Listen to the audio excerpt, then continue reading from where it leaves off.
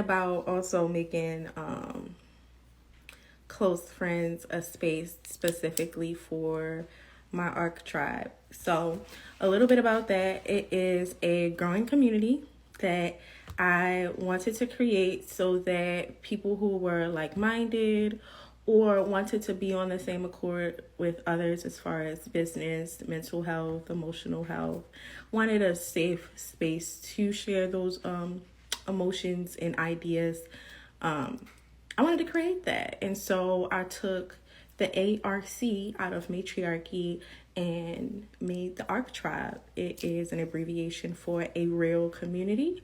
And right now we have 4 members, including myself. So we talk week to week, maybe like once or twice a week, nothing really heavy. It's once again just supposed to be a lighthearted space where like you can commune. So it's not supposed to be like hard work for anybody. But I am considering about making my close friends ARC tribe members only. 1, to kind of like get more membership, obviously, but 2, so that that's not the only space that we have with each other to speak in private. So if I wanted to have a one-on-one or just an ARC membership live, I can do that. So be on the lookouts for that. I will be readjusting my close friends list. If you are interested in continuing to be a part of the close friends, you will have to join the ARC tribe now. I think I just made up my mind just now. I think I did. Okay. So yes, if you want to be a part of my close friends on Instagram, we're going to have to get you to join the ARC tribe and just be a part of a community where you don't even need to, you're not even required to message every week. But I do want to give exposure. So if people want to boost their businesses, talk about the businesses that they're thinking about, more than welcome. So I'll be making that announcement shortly for my close friends and my other friends, you know. But as promised, I actually did, I promised this part 2, but I promised a impromptu live first with my close friends. See, these are the type of things that you'll get when you join the ARC tribe. But yes, today we are going to focus on how do you know which season you're in, mentally, emotionally, physically, financially, part 2. And in this part 2, we're actually going to talk about things that you can do as like tips or for prep of the season, or things that you can do during that season specifically. And I wanted to do this because my part 1 was talking all about what happens during the season, how you're impacted physically, how you're impacted financially, maybe mentally, emotionally. So that was part 1. Part 1 was to give you a whole rundown of what happens during the seasons, feelings that may occur, whether that is bouts of depression seasonally, just confusion, or you might have like an uptick of energy depending on the season. So we had that whole breakdown. If you need that, please see part 1, which is on my YouTube channel now. Part 2, let's get into it. So winter is upon us. I'm a Game of Thrones fan, so every time I hear winter, I just think about Game of Thrones. So it's bad with me. But with winter, you want to make sure that this is a slower season, much slower in the physical. But your body is doing a lot of repairing as well if you allow it. So during this time, because things are slower, you have a lot more time to rest. Maybe some businesses are not open or closing early due to weather, another chance for you to rest. Maybe you got off of work early, another chance for you to rest. And this does play a role in building your business or your brand, because working is just as important as resting. You cannot have one without the other. So this would be the time to kind of get caught up on that rest. And hone in on your skill set. So if you have something that you've been trying to push or trying to work on that really needs your focus or needs you to sit down and stay still, this would be a good time to kind of do that. But also if you have like a physical skill, maybe you're handy. Maybe this is the time for you to watch videos, get more acquainted with your craft, practice a lot more so that when there's time and opportunity for you to actually grow and foster, and that by doing the work for someone else, you've kind of worked out all the kinks with that. Another thing with resting is normally when your body is asleep or in rest mode, it is able to repair things that have been damaged on internally, mentally, physically. It is just able to rebuild. That's the time where you rebuild. That's why sleep is so important in general. So make sure you have that time and your body has that time.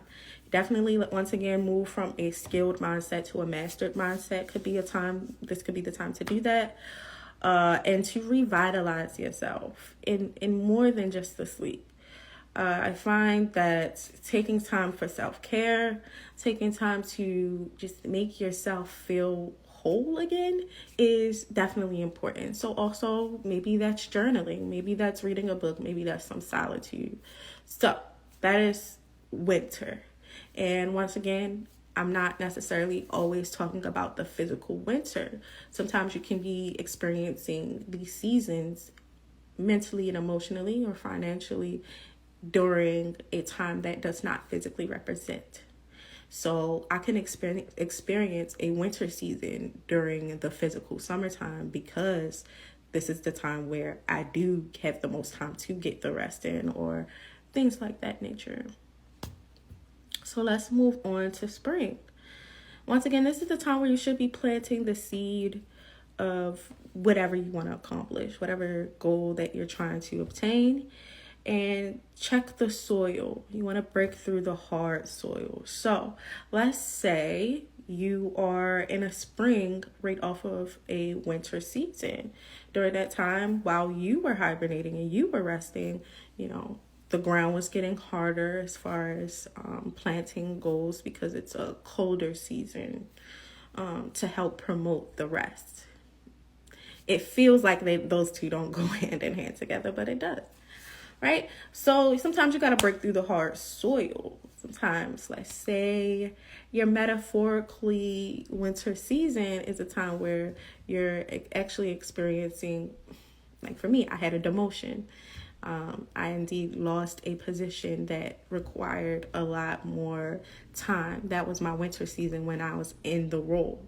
It required a lot more time. It required a lot more energy. But at the same time, I did have a lot more time to rest.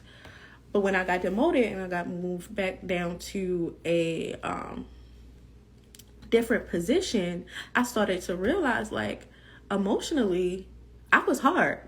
I was a little bitter, to say the least, right? So because of that, during the springtime, when it was time for me to plant new seeds of habits and plant new seeds of hope and desire, I kind of had to tend to the soil first. I had to make sure that the ground was viable for that growth. And that's when the emotional work came into play. You might want to clean up. This is also a time for spring cleaning. So once again, for the very same example, I spent a lot of time getting rid of the things that did not help me. It doesn't work for me anymore. It's not necessarily a bad trait or I did a bad thing. It just isn't working for me anymore. And so I had to clean up and do my spring cleaning. But this is also the time to take risk. So if I'm looking at this example, one may think, you know what? I don't think this is the right time to grow the seed. I don't think this is the right time to plant my dreams here because I feel like the land is unfertile. But after you've done the work, after you've asked yourself the questions, after you've tended to the land metaphorically, that may be the time for you to take the risk and plant the seed and get a head start so we can at least get a jump start of where what the seed is going to do. You can always check and adjust. There's a season for checking and adjusting, by the way. But yeah, you can always check and adjust. If the seed that you planted is not, growing as large and as broad as you want it to be, or, looking as strong as you need it to be, there's time for you to add more nutrients into that, whether that is, once again, journaling, finding a life coach, finding a therapist, or just simply just surrounding yourself in a different environment. Summertime. This is where you watch the seed grow, watch the opportunity for growth to grow. But adjust what's getting in the way of success. This is where the check and adjusting comes into play. So we will be watching it grow, but we're watching it for things that are getting its obstacles, things that are getting in its way to continue to grow, or things that we know might get in its way from growing. This is the time where you might want to spend time with yourself asking how we're going to measure success. Am I going to be happy if it just grows? Am I going to be happy if it grows and bears fruit? What does it look like when the growth is finished? What's the end result going to look like? What do you want to get out of this? And then stay focused during this time and watch out for invaders. Set boundaries. So what I mean by this is, first of all, the stay focused part. This is the representation of summer, which comes with a lot of appeal and a lot of temptation to distract you from the things that you want to accomplish. And so when I say stay focused, still enjoy the beautiful weather, still enjoy the environment around you, but remember that you planted a seed. Remember the reason why you planted a seed and what you want to get out of it based on the last season you've experienced. And then for the watch out for invaders. This is a great example that I'm using almost like a parallel to a farmer versus someone who is checking on themselves mentally and emotionally during these seasons. So, watch out for invaders. Normally, farmers have to deal with things like rabbits, maybe a fox, maybe a rodent or two. And in life, we also have to look out for those things. So when you plant something and it starts to grow, that draws attention. People want to see what's growing. People want to see what it's about, ask you questions and things like that. And there's nothing wrong with that. Just make sure that you protect your seed at every angle. Make sure that people aren't coming in to benefit off of your hard labor without really understanding the importance of what you've decided to do for yourself, and is willing to also protect your seed. And then lastly, set boundaries. So, sorry guys. Let me just go ahead and introduce my cat because she wants to be in the live a little bit. But set boundaries. So farmers, they tend to put up gates or fences to also help with invaders and keeping them out. You can do the same thing emotionally. I think we protect a lot of things, but we do not protect our focus. We do not protect our dreams. And we don't protect our peace. Guilty. I'm a part of that. I'm a part of that community. And so when I say to do those things, I'm also reminding myself when I'm in this season to make sure I set those boundaries with people. And lastly, but certainly not least, fall. That's the season that we are in right now, physically. But you could be, like I said, in a whole different season. But for fall, you want to capture your wins and your losses, not just your losses and not just your wins. You want to understand that you're going to reap what you sow. So whatever you planted and whatever work that followed that is what your reward is. And what I mean by reward, I think a lot of times when people think of reward, they automatically assume that it's a positive thing. Reward is something that you earned. And that could be positive or negative, very similar to karma. An award is something that is given to you or granted.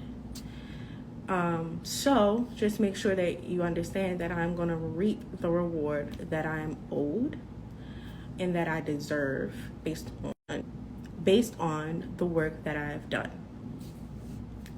Next, you want to prepare for whatever type of winter or whatever type of season you're going to have next based on the results that you know that you got. And that's not based on the results that of what you feel like you did and didn't do, or what you feel like you deserve based on what you didn't do, because as we all know, blessings do come when they want to, if we're talking about a spiritual and emotional realm in that regard. So you gotta leave space for that, that wild card. But at the same time, I just want to say that again, prepare for whatever season. Prepare for whatever season you feel as though you know that you're going to have. So, for example, I give examples to everything, guys, because I honestly, sometimes I don't feel like I explain things as much or as fast as I'm thinking about it. So I give examples.